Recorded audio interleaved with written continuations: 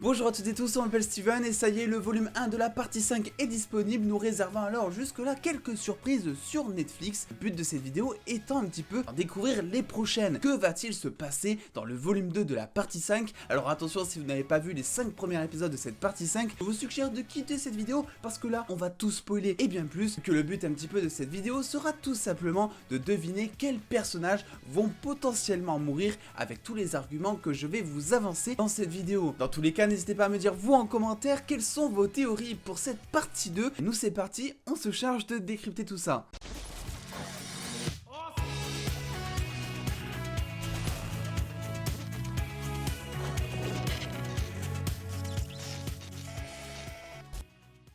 Et avant de commencer, petit rappel, ce soir aura lieu un live à 21 h en compagnie de Eloni et Louis Unchill sur la chaîne. Un live où on fera tout simplement un débrief de tout ce qu'on a vu dans ce volume 1. On donnera nos avis, vous nous donnerez évidemment le vôtre dans le chat, on lira tout ça. Et enfin, on théorisera en deuxième partie de live sur la chaîne. Le lien est en description, c'est à 21 h et vous pouvez déjà activer le rappel en cliquant sur le lien. Et on va commencer par l'intrigue secondaire qui a donc été dévoilée en partie 1. Voilà, Berlin nous montre son fils Raphaël, qui est je crois ingénieur électrique, et lui apprend les sensations que lui procure un braquage. On voit alors Raphaël qui change vraiment du tout au tout, qui passe de étudiant modèle du MIT à un voleur qui commence à prendre goût à cette adrénaline, à cette endorphine dont il est question. Et il est possible que tout ça continue et qu'il continue à voler certaines choses, que Berlin à un moment sur ce fameux pont dit tout simplement que les choses que l'on veut absolument dans la vie, il faut les voler. Et là je sais pas si vous avez vu, on me l'a fait remarquer, effectivement Raphaël se tourne et lance un regard des plus suspects envers Tatiana, donc c'est-à-dire la femme, ou en tout cas l'ex-femme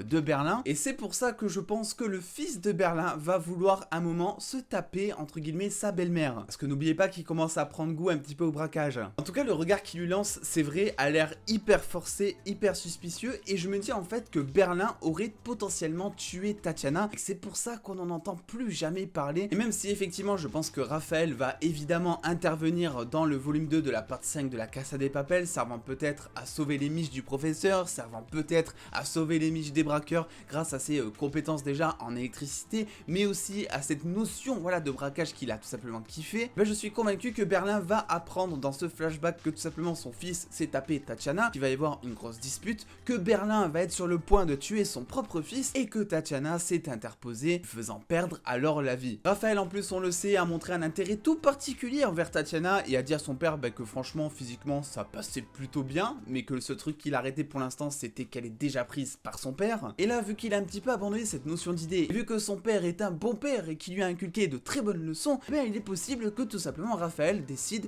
de lui piquer sa meuf. Et avant de vous dire si Tokyo est bel et bien morte, parce que j'ai vu beaucoup de commentaires par rapport à ça dans ma vidéo critique et je tenais vraiment à réagir par rapport à ça, on va parler du cas Stockholm-Denver parce que je suis convaincu qu'une des deux personnes vont potentiellement mourir dans ce volume 2. Déjà on le voit, Stockholm est assez mal en point, mais je ne pense pas qu'elle va être nécessairement en danger. Monica, c'est un petit peu le personnage depuis plusieurs saisons, plusieurs épisodes, auquel on se dit bon, elle va potentiellement mourir parce que ça créerait un impact envers Denver. Il y a même eu un moment dans cette partie 1 où j'ai vraiment cru qu'elle allait passer l'arme à gauche, et pourtant je pense que c'est Denver qui va mourir dans ce volume 2 pour plusieurs raisons. Déjà, c'est la dernière partie de la Casa de Papel qui va arriver. Après, normalement, officiellement en tout cas, on n'a plus de saison, on n'a plus rien. Et Denver, mine de rien, est un personnage hyper apprécié. Le faire mourir ferait un impact émotionnel envers les fans assez conséquent, de la même manière que l'a été Nairobi dans la partie 4 ou encore Tokyo dans ce volume 1. Et on le sait, Denver a un petit peu ce syndrome du héros, je sais pas si vous voyez ce que je veux dire, mais ça a été montré notamment dans le volume 1. Il est prêt à se sacrifier bêtement pour essayer de sauver les miches de ses potes. Et vu que Stockholm va être assez mal en point, on l'a vu, elle a pris de la morphine, est-ce qu'elle va persévérer là-dedans? Il est possible que oui, elle veut éviter à tout prix le fantôme de Arturito, n'est-ce pas? Bien je me dis qu'un grand danger pourrait courir pour Stockholm et que afin de la sauver, Denver pourrait intervenir et perdre la vie comme ça. D'autant plus que on se doute que à la fin de la série, dans les dernières minutes, on aura un regroupement ou un flashback ou un moment en tout cas très émouvant avec les membres restants des braqueurs qui se déroulerait quelques mois ou quelques années plus tard les événements de ce braquage. On les verrait tous vivre leur meilleure vie en mode voilà c'est bon, on a donné, maintenant c'est fini, on va pouvoir vivre tranquillement. Et il ne faut pas oublier que Stockholm a un petit bébé dans le ventre. Et je vois bien justement durant ce saut dans le temps,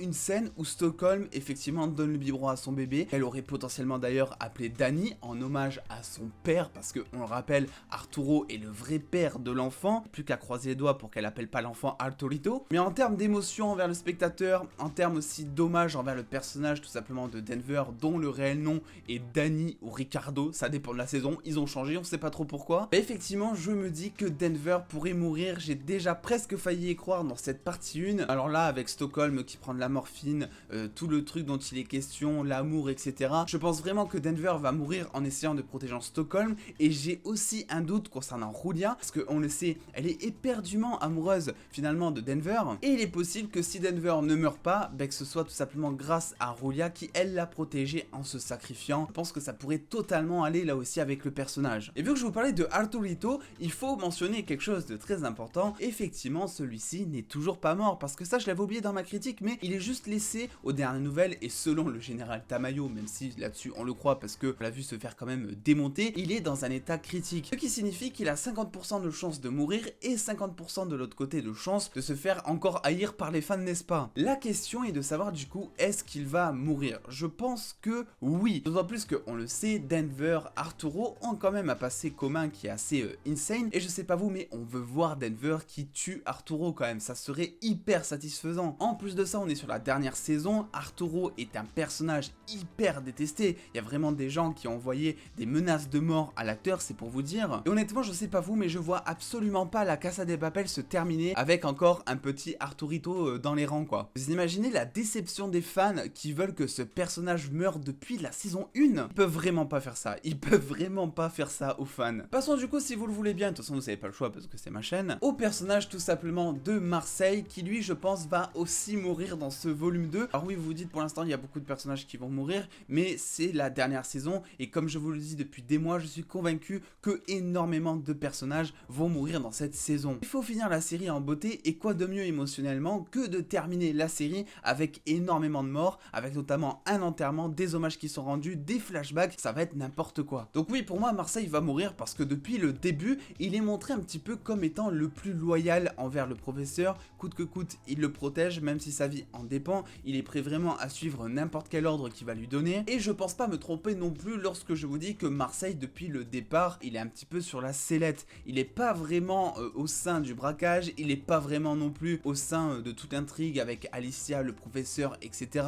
Même si il est au même endroit, à voir quel rôle il va jouer dans cette partie 2, mais je pense qu'il y a moyen en tout cas qu'il passe l'arme à gauche pour se sacrifier afin de protéger le professeur notamment. Et maintenant on passe au trio de personnages qui est selon moi le plus important durant ce volume 2, Alicia, le professeur et évidemment Tokyo. On va commencer par Alicia qui dans ce volume 1, vous l'avez vu, a fait des choses étranges aux toilettes, c'est bizarre de dire ça comme ça, mais en gros elle sort une pince, elle s'étire la manche, on sait vraiment pas ce qu'elle compte faire, ce qu'elle compte planifier. Ce qui est sûr c'est que selon moi, je vous l'ai déjà dit dans ma critique, mais Alicia ne fait toujours pas vraiment partie de la bande du professeur, elle ne fait toujours pas vraiment partie non plus des flics. Par contre je pense qu'elle a un espoir, récupérer son poste, parce que oui, même si à l'heure actuelle elle est totalement dans la merde, il faut quand même le dire, elle est recherchée, Tamayo a monté des fausses preuves envers elle pour la faire enfermer, etc. Je pense qu'elle a toujours l'espoir de vouloir prouver que Tamayo est en fait une ordure, il a monté ça de toutes pièces, et qu'elle va potentiellement d'ailleurs se servir du professeur, de ses compétences et un petit peu de sa logistique comme les hackers, etc. pour prouver au monde entier et aux flics que effectivement elle n'est plus coupable. Le souci là-dedans, c'est qu'elle s'est alliée au professeur durant un temps, que ça la rend complice de tout ce qui se passe depuis des semaines dans la banque. Il va donc falloir qu'elle sorte son épingle du jeu, qu'elle trahisse entre guillemets le professeur pour montrer aux flics qu'elle est encore finalement dans le bon côté des choses, et en même temps qu'elle fasse tomber le général Tamayo, et lui j'en suis convaincu, il va finir par tomber, c'est un gros connard depuis des saisons, et ça va être maintenant que tout va s'arrêter, j'en suis sûr et certain. Et contrairement à ce que je vous disais depuis des mois, je ne pense pas finalement que le professeur va mourir à la fin de ce volume 2, parce que mine de rien, on l'a pas trop vu en couple, on l'a pas trop vu avoir sa part de bonheur. Le mec, ça fait 15-20 ans, je sais plus, qu'il est en train de monter des coups, et là il trouve l'amour, il en profite genre 2-3 secondes, et après il se remet à un braquage. Je pense vraiment que le professeur, on va y avoir droit dans cette fameuse scène de fin que je vous disais au début, avec les hommages qui se passeraient potentiellement des mois, voire des années plus tard, et qu'on le verrait justement heureux en train de siroter un cocktail aux côtés de Lisbonne. Je pense que c'est quelque chose qui peut vraiment se passer, parce que même si c'est vrai, le professeur a été entièrement développé, on a un petit peu tout vu de sa personnalité, etc., et que c'était potentiellement lui qui allait mourir, je pense, dans cette saison 5, la donne a changé je trouve, vu qu'on le voit tout simplement pas avoir sa relation avec Lisbonne, ou en tout cas très peu durant les dernières saisons. Et enfin on en vient à la question, Tokyo n'est pas morte apparemment, mais est-ce que vous êtes sérieux de me dire ça comme ça? Alors effectivement, il y a des gens qui sont en train de me dire deux arguments. Le premier étant que dans la bande-annonce, on voit Tokyo qui est aux côtés de Marseille, un petit peu de tous les braqueurs en train de se fighter, etc. Que le souci, même si ce n'est pas officiel et même si je peux me tromper, c'est que cette bande-annonce a été tournée à part du tournage de la série. C'est une scène qui ne sera potentiellement jamais dans le volume 2. De la même manière que toutes les vidéos sur Instagram que l'on voit avec tous les acteurs, c'est des spots publicitaires. Je pense que cette scène du trailer est une scène qui a été potentiellement montée uniquement dans le but de faire justement cette bande-annonce et qu'elle n'apparaîtra jamais dans la partie 5 entièrement. Ils le savent, on n'est pas con, si on voit une bande-annonce avec Tokyo dedans, on sait qu'elle reviendra en volume 2, donc pourquoi la mettre dans cette bande-annonce avec cette scène? Donc bref, pour moi on peut absolument pas se fier à ça, et pour moi ben oui, Tokyo est vraiment morte. Vous imaginez sinon comment ça serait abusé? Elle nous a déjà fait le coup où elle se jette à 6 mètres de haut dans les airs pour attraper une grenade en vol et la jeter dans un trou de 2 cm de diamètre. Vu l'état à la fin dans lequel Tokyo était lâchée, c'est-à-dire totalement, quasiment en tout cas morte, qui ne pouvait plus bouger parce qu'elle s'était pris plein de balles partout, ça m'étonnerait qu'elle ait eu le temps juste avant que les grenades explosent de sauter justement dans cette espèce de cage d'ascenseur pour s'enfuir. En plus on le voit à partir du moment où elle déclenche les grenades, Gandia regarde vraiment pendant quelques secondes ces fameuses grenades, ce qui veut dire que Tokyo est toujours à terre et ce qui veut dire qu'elle ne s'est pas empressée de s'échapper à partir du moment où elle a décidé de faire exploser la gueule de tout le monde. Donc non, pour moi Tokyo est bel et bien morte, décédée, capoute, tout ce que vous voulez, et c'est tant mieux d'un côté parce que là vraiment vous imaginez si on la faisait revenir dans ce volume 2, je sais que beaucoup l'espèrent mais ça serait vraiment abusé. Bref voilà, c'était un petit peu pour l'instant ce que je vois à chaud concernant ce volume 2, beaucoup de personnages qui vont mourir selon moi, histoire de marquer vraiment la série de la même manière que l'a été Game of Thrones. Quand vous entendez parler de cette série de manière extérieure, le premier truc qu'on vous dit généralement c'est que tout le monde crève dedans. Donc oui, c'est des choses qui font parler, c'est des choses aussi qui marquent les fans parce que ça fait mine de rien maintenant plus de 4 ans je crois qu'on est attaché à ces personnages, donc les faire mourir va un petit peu, c'est vrai, vous briser le cœur par moment. N'hésitez pas dans tous les cas à faire vos propres théories, qui selon vous va mourir dans ce volume 2 de partie 5, dites-le moi en commentaire. N'hésitez pas non plus à me suivre sur les réseaux sociaux pour avoir beaucoup plus de news en exclusivité et en avance, et à lâcher le petit pouce bleu si cette vidéo vous a plu. Et en attendant les dos, prenez soin de vous, faites-vous bien kiffer comme toujours, des bisous les dos.